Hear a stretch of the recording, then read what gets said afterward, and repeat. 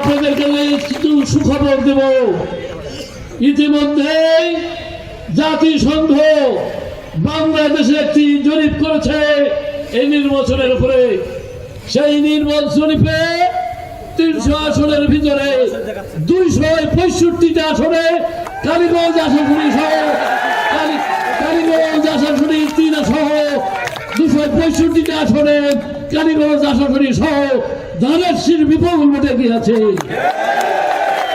আর একটা সুখবর দেব, আপনারা তো অতীতে আমাকে ভোট দিয়েছিলেন কালীগঞ্জ এবং কাঙ্ক্ষিত উন্নয়ন পেয়েছিলেন।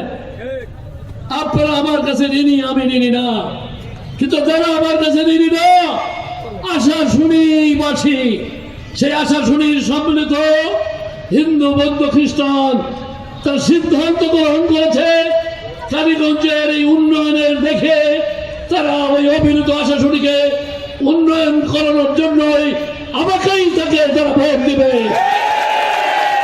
এবং আগামী 12ই ফেব্রুয়ারি রাত্রে আপনারা বুঝতে পারবেন ওই প্রতাপনগর, ওই আনুলিয়া, ওই বরদল, ওই খাজরা, ওই দরগাপুর, ওই কাদাকাঠি, ওই খুলনা, ওই বুধাটা, ওই আশাশুনি সদর আর সোমরালি শ্রীমা